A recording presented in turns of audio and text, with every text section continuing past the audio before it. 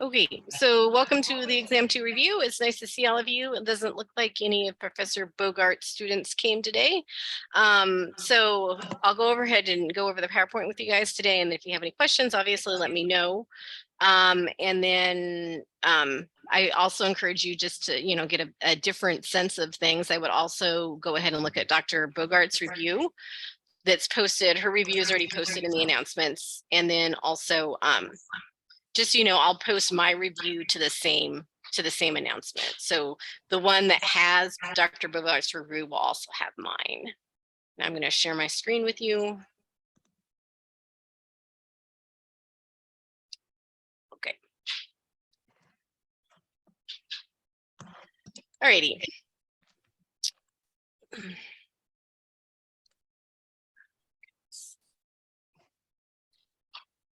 Okay, so this one, the presentation starts out again with some other key concepts that you need to know. So I can say that, all of these terms will be on the test.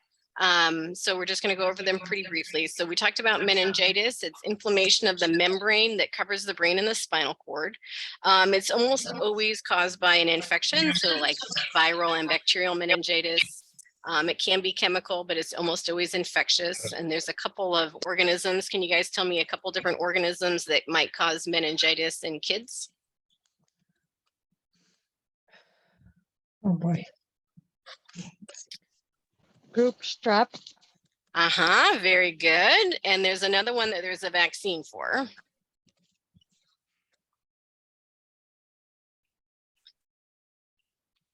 So if you don't know, I can go ahead and tell you that's the Haemophilus B influenza, the HIB. So both of those can cause meningitis in kids. And then encephalitis is inflammation of the brain. So encephalitis is not necessarily infectious. So any sort of inflammation. And meninges is specifically the membrane, and then encephalitis is actually the brain. And then osteomyelitis, so an infection of the bone. We talked about this requires long-term antibiotics. And what is the setup? Like what might happen first, and then later the kid develops osteomyelitis?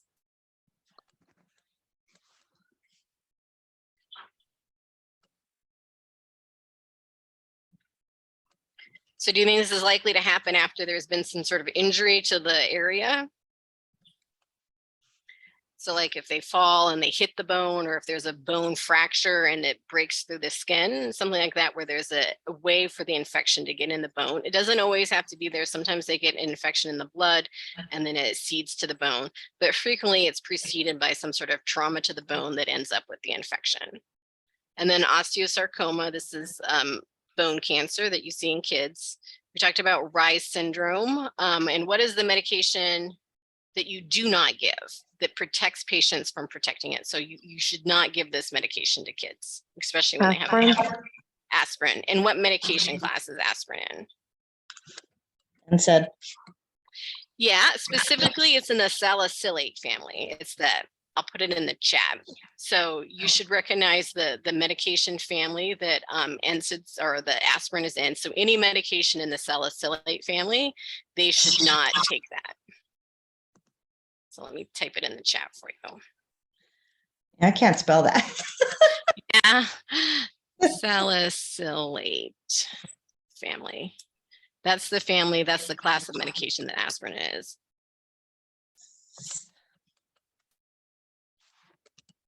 So you don't want them to take that, particularly when they have a febrile illness, because they could then develop Reye's syndrome. So sepsis, I think you guys probably know what sepsis is. It's a systemic response to an infection, bacterial, viral, or fungal. We talk about conscious sedation. That's when you give patients medication so they're sleepy and they're not moving around and they might not remember what's going on, but they're still maintaining their own airway. They're still breathing on their own.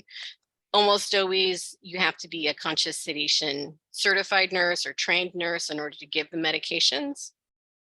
And they require one-to-one, monitoring when they're receiving the conscious sedation. Clinical pathway is the interdisciplinary plan of care that goes over the treatment plan for the patient, and it's different than the nursing care plan. which is going to be more focused on your nursing interventions and not as interdisciplinary. And then the emancipated minor is an adolescent who has decision-making for his or herself.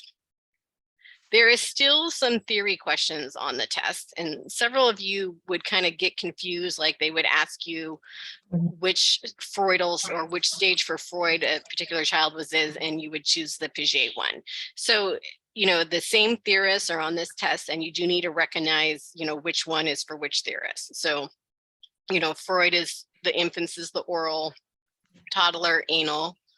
The preschool is the phallic, and this is, you know, where the girls are really attached to the mother, the boys are really attached to the father. They don't really have a sense of sexuality yet. And then latency, that's school age to puberty.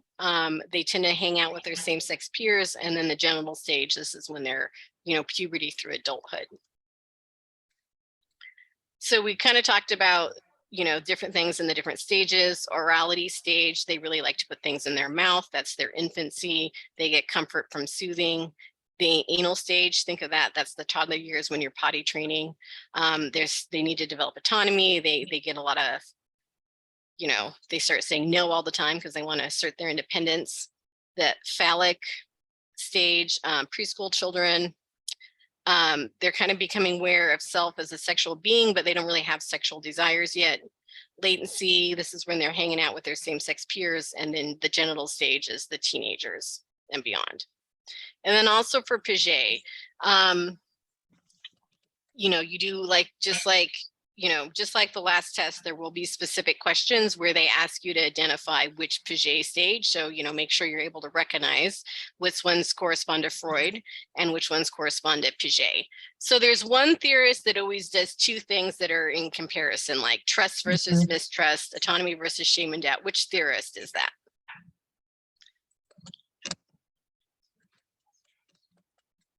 We haven't talked about him yet, but we talked about him a lot. Do you guys remember the name of that theorist? Erikson. That's Erikson. So I really want you to remember that Erikson is the only one that does that. So you'll never have a correct answer where the stage is sensory motor versus pre-operational. That's never going to be the correct answer because Erikson is the only one that does two opposing factors in one stage. All of the other theorists is just one concept. So I just know that there might be some tricky questions out there where they'll put, you know, some stages that might be appropriate for that age group, but they'll word them in a way that that's not the correct answer. So you're never gonna, you know, Piaget's theory is just sensory motor. It's not sensory motor versus pre-operational. So infants for Piaget is the sensory motor, and then pre-operational, you're doing preschool and early school age. Concrete is the school age, and then formal operations of the adolescents. So sensory motor, what do you think? If we look at this here, it's like they're, you know, sensory curiosity about the world, etc. So how do you see that in an infant according to Piaget? How do they learn about the world? Is it object permanence? Object permanence is part of it. So object permanence is when they remember that an object exists after it's been taken away. And also they learn about the world by putting stuff in their mouth and touching things and exploring. And so they're using their senses, sight, hearing, sound, and their ability to move around a little bit to learn about their world. So I feel like the name of the stage kind of tells you how they learn about the world. So sensory, this is their senses, and then motor, their movement. So they're using their ability to taste, smell, touch, and their ability to move a little bit, and that's how they learn. And then pre-operational, this is before they really understand math concepts. These are kids that are more intuitive, and they might frequently, they have like a really intense imagination. They might have imaginary friends, or they might believe things are not logical. Like they might believe it's raining because God's crying. They see the world in a more magical way. And then when they get to the concrete operations, this is when they really start getting logical thinking. And the formal operations is, you know, abstractly being able to think more sophisticatedly. So Erikson Someone was very good, shout it out. So this is the theorist that always has two opposing factors in each theory. I want to point out something that I think can be confusing. So you have the 5 to 13 is industry versus inferiority, and also 13 to 21 is the identity versus role confusion. So there's always like a little bit of an overlap where like, if, you know, you had a 13-year-old, like which category would you put them in? So always think about if you're asked a question where you're given an age and you have to identify the stage, what else are they saying about the stage? Because, you know, like a 13-year-old or a 12-year-old that's playing sports, that's going to kind of correspond to industry versus inferiority. Whereas if you're talking about dating and relationships and peers, that's going to more, you know, fall into the identity versus role confusion. So even though there are specific ages, you know, at the borders, there can be a little bit of overlap. So think about what the kid is doing based on the question to identify their stage. So, you know, we don't go through all of Erickson's stages in this class because it's just pediatrics. So, you know, the first one for sure, trust versus mistrust. This is where they really begin their personality development, and they need to develop that sense of trust to have a healthy personality. So this is just constantly making sure you're meeting the needs of the baby. And then toddlers, this is the autonomy versus shame and doubt. This is potty training, self-feeding, self-dressing, everything is for themselves. They're very egocentric. Preschoolers, this is your initiative versus guilt. You want them to develop initiative, so you want them to try things that they're going to be good at. And then school age, industry versus inferiority, developing new skills, teamwork. This is when like sports start to become something that they can do, and you should encourage that sort of behavior so they develop that sense of industry. And then identity versus role confusion. This is when you're getting into sort of who they're going to be as an adult in their first sort of intimate relationships. So I think the Maslow questions that were on the last test were a little bit tricky. So I would say that, you know, you should be able to remember the names of the different stages. So the physiological needs are on the bottom, followed by safety, love and belonging, esteem, and self-actualization. So if you're asked to identify one of Maslow's hierarchy, it'll be one of these things. It won't be you know, these are the only 5 things on the pyramid. So for example, activity is not on Maslow's hierarchy of needs. So that's not going to, if they ask you what level it is, it won't be activity because that's not one of his levels. So Kohlberg, we've talked a lot about Kohlberg, and, you know, it starts out with like wanting to avoid punishment, and then they start getting into more of the good girl, bad girl, wanting to be viewed as good, wanting to follow the rules, having respect for authority. And then by the time they get to teenage and adulthood, they have their own sense of morality. But I mentioned before that, you know, this first stage of like trying to avoid punishment, that never goes away. It's that gets built on, but throughout their childhood, they maintain that desire not to get punished.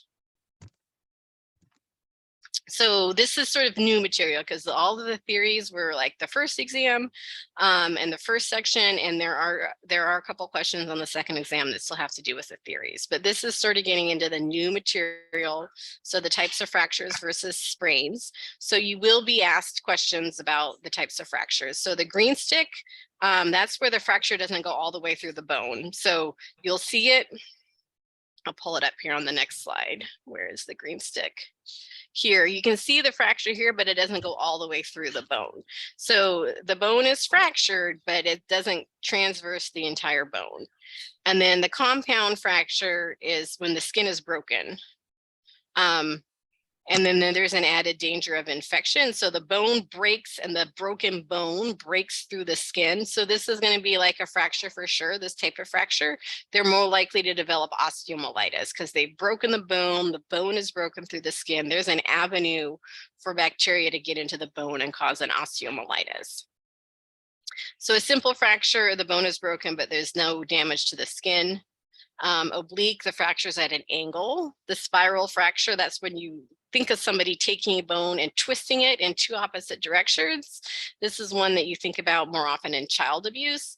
So there are going to be some questions, you know, about what factors might contribute to child abuse. So what can you guys tell me? What sorts of situations are more likely to result in child abuse? What that could be going on at home? Lost job, drug addiction. Very good. Lost drug addiction, any sorts of other stress. Okay. And it's also true that people who were abused themselves as children are more likely to grow up to abuse. And I just want to point out, even people who abuse their kids, they love their kids almost always.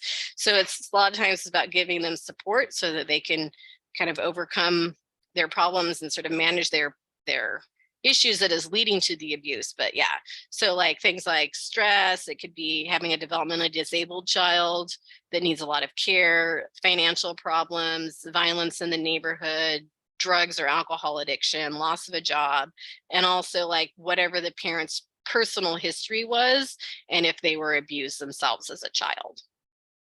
And then we talked about these sprain, strain, and contusion. These are the 3 different types of what we call soft tissue injury. So like injury to an extremity that doesn't involve a fracture.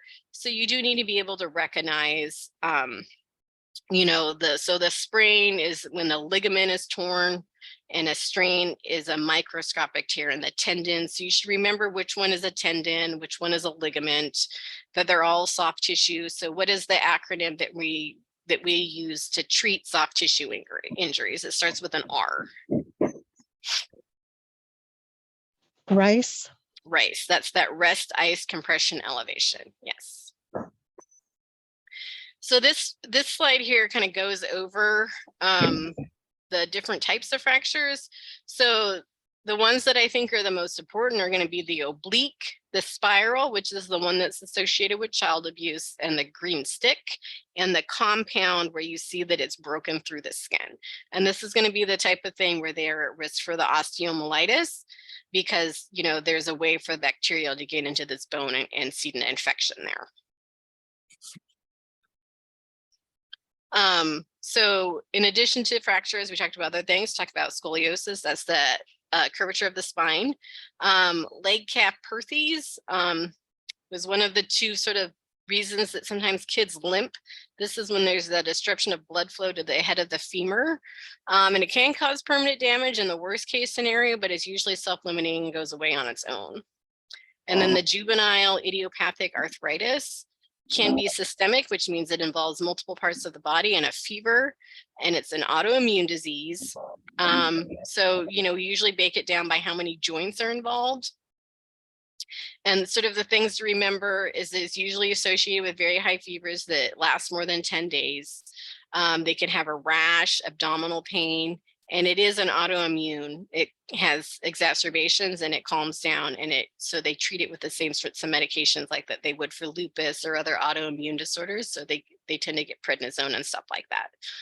So we have 2 types of cancer. There's Ewing's and the Ewing sarcoma, and then osteosarcoma. These are both bone cancers.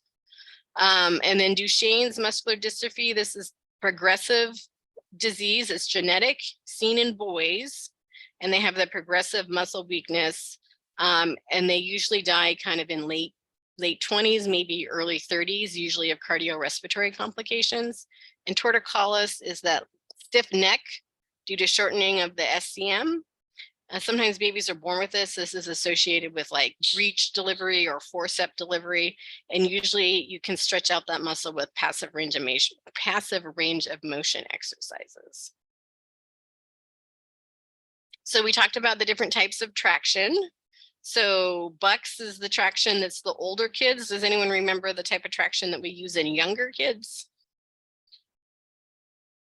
It also starts with a B. So it's Bryant's traction. Yeah, very good. It's Bryant's. So bucks is the older kid. So bucks can be for femur fractures, but it also can be to like pull a knee into alignment.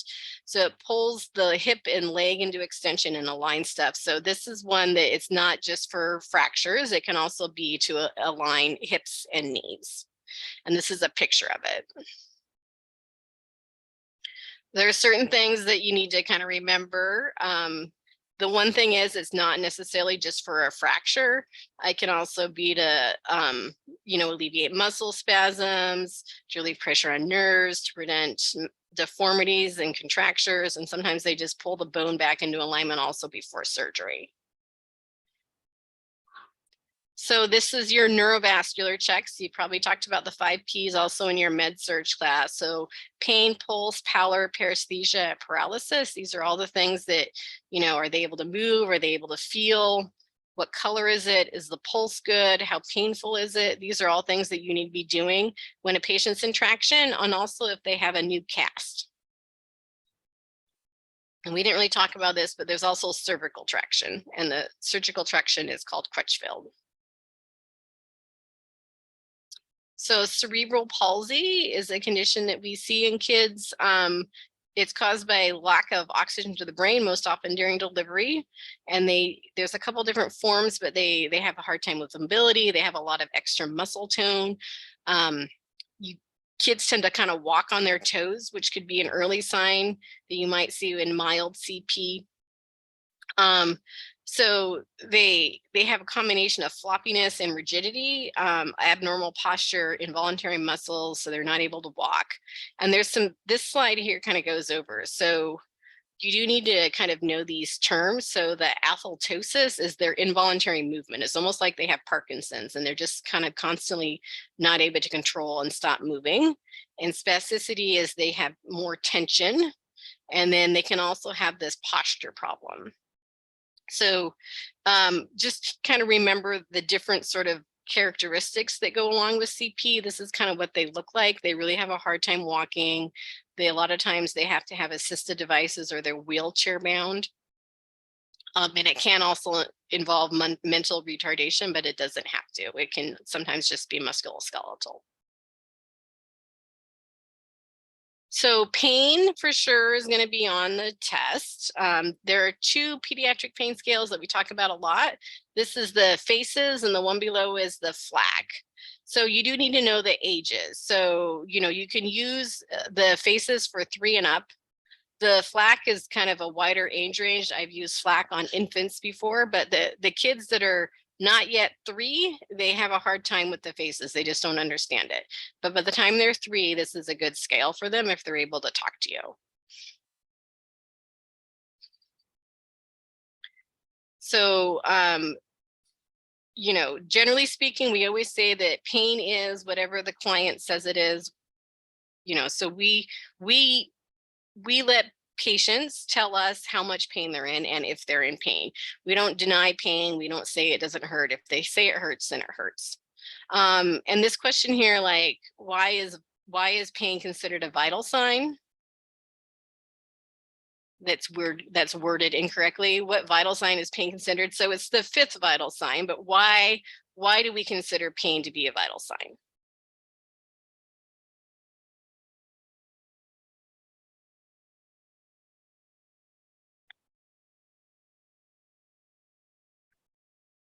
So generally speaking, just because it tells us a lot about what's going on. If they're in pain, then something that we need to address. So we always need to, when we're doing their vital signs, we also need to make sure that we're doing their pain assessment and making sure we're intervening, because if they're in pain, or if their pain is changing or different than it was previously, that's something for us to follow up on to see what's going on. So sometimes nurses are a little bit hesitant to give opioids, but opioids definitely serve a purpose. So if they're in moderate to severe pain, you're not going to give them Tylenol, because they're in moderate to severe pain and you want to get their pain under control. And then acetaminophen is mild to moderate. And we talked about something in class, is that it's really best to give pain medication around the clock. So if you've had surgery, it's better to take your Tylenol every 4 hours so the pain never gets bad, instead of waiting for the pain to get bad and then trying to treat it with Tylenol. So you're better off kind of keeping a consistent level in your bloodstream and sort of providing a buffer so you're less likely to develop pain or severe pain. And then lidocaine, that's topical. We can put it on the skin. And does anyone know what flumazenil is used for?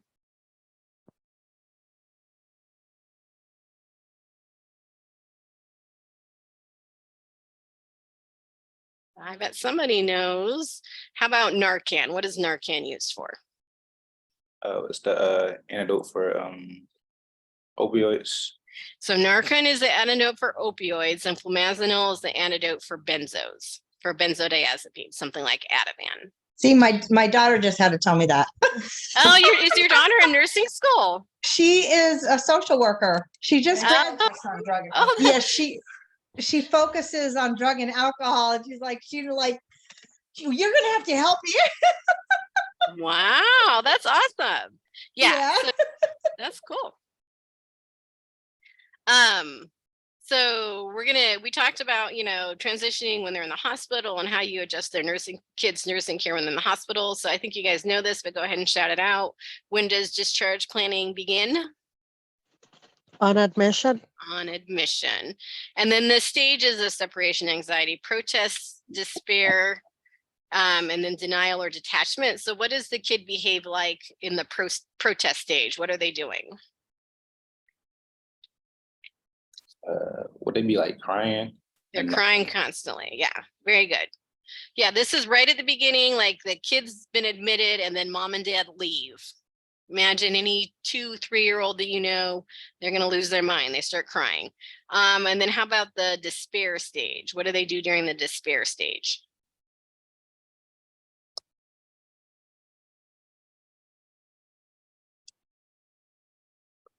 Are they still crying, or are they behaving differently? No interaction. They're sitting Right. still. They're sitting still. They're like too calm. You don't expect 2-year-olds to really be calm. They just won't. They don't want to play. They look like they're really depressed. And then the denial or the detachment stage.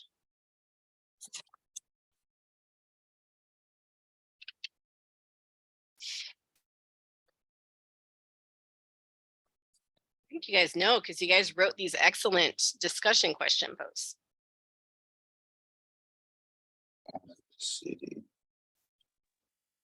They're playing with their toys and ignoring their parents. Yeah, very good. So they're in denial that they're being left. So then they start playing, and if their parents come in, they won't even look at them because they're just going to deny the fact that they're upset. So good. You do need to recognize those stages.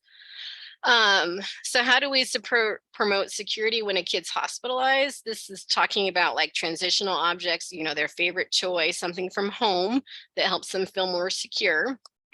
And also something along that same vein in terms of reducing anxiety is, try to incorporate their home routine. If they at 8 p.m. watch, or read a book and then get a back rub and go to bed, you want to try to do that in the hospital. And then, one of the things, and we obviously monitor vital signs, and we also monitor pain, and we also, any sort of a neurological problem, we monitor level of consciousness. So you will, you might see altered level of consciousness when they have a low blood pressure. And when else do you think you might see altered level of consciousness? What other things might contribute to a child having an altered level of consciousness?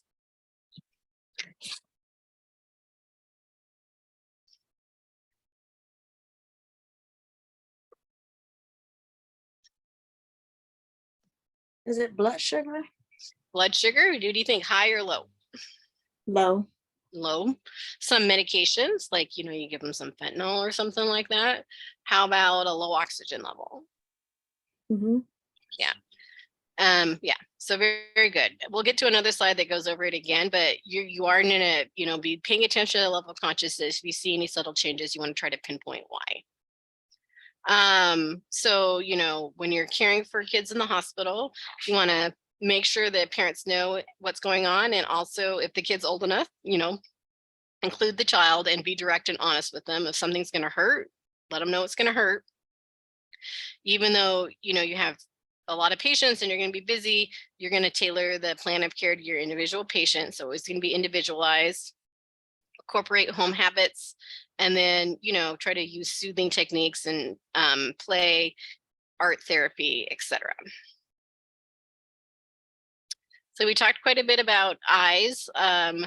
make sure that you guys have seen all of these words before. So inflammation of the mucous membranes that line the eyelids. This is going to be your conjunctivitis. This is when the kids have like the really, really red eyes, and sometimes they have like some green yellow discharge coming out of their eye. If they're having problems with their vision, so farsightedness is hyperopia and nearsightedness is myopia.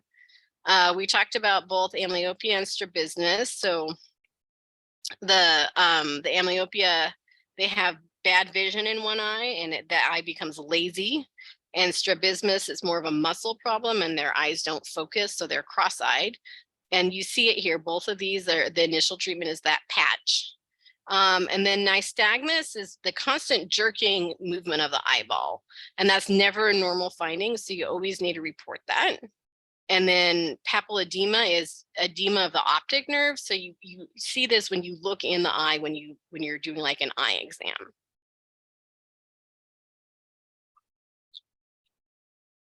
So for the ears, does anyone remember which cranial nerve is the cranial nerve for hearing?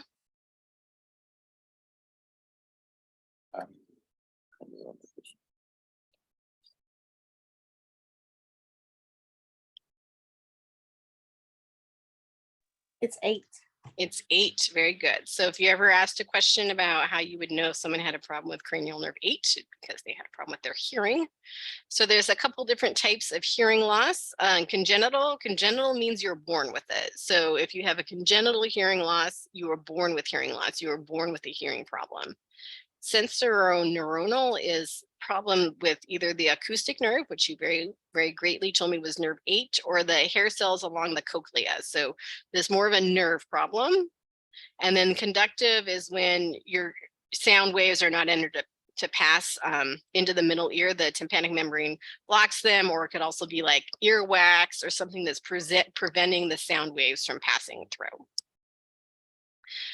If you're ever taking care of a child that has a hearing impairment, you want to remain face-to-face, eye level, talk in short sentences, don't use exaggerated gestures because then it's harder for them to understand you. And then an acute infection in the ear canal, is that an otitis externa or an otitis media?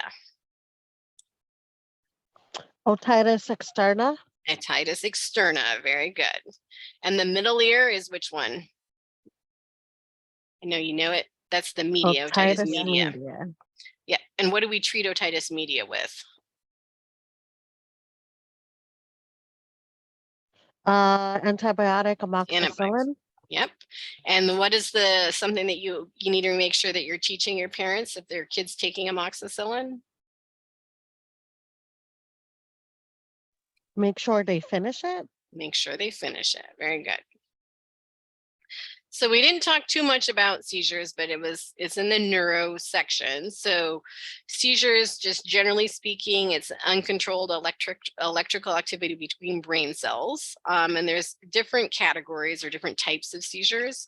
The one that you generally worry about the most is going to be the grand mal. And that's the tonic-clonic, when they're jerking their arms and their legs. It's all over their body. It's on both sides. Irregular breathing.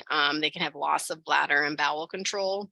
And then they have confusion and a period of sleepiness afterward, which is that's what's referred to as postictal. That's that period after the seizure when they're not quite right. Petit mal is also called an absent seizure. These ones can be really hard to diagnose, but like the kid will be talking to you and then they just stop and stare into space. And that was actually a seizure. And then a Jacksonian is a simple partial seizure, and it's on one side of the body. So it might be like an arm, leg, or even part of their face, like their eye. And the person stays awake and they know that they're having a seizure. And then the myoclonic seizure is the jerking motions, usually just on waking, and they recover after like 10 to 60 seconds. And then status epilepticus, you're going to see this more right with the grand mal. This is a seizure that lasts for more than 30 minutes. And postictal, that's the period when they're coming out of a seizure where they're still not neurologically right. They can be a little bit confused, their speech might be a little bit slurred, and they can still be sleepy. So there's a couple different things that can cause a seizure in a child. So it's not always epilepsy, which is a seizure disorder. That can be an infection like meningitis, really high fevers, certain drugs or really low blood sugar. And these are pretty much the same for kids and adults, things that you do to stay safe during a seizure, the side rails up, pads around the bed, make sure that the child has an ID bracelet, talk about importance of medication and making sure that the parents are extra cautious when the kid's around water. You have 5 medication questions. You still need to be able to make sure 100% you can do the, weight from pounds to kilos. And then you also need to make sure that you know how to do how many milliliters per hour you're going to program the pump. Like if they tell you something like, the patient is, needs to get so if the patient needs 500 milliliters in 2 hours, how fast will you program the pump? You need to make sure that you know how to do that.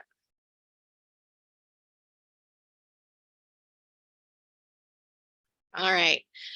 So does anyone have any questions or anything they're concerned about?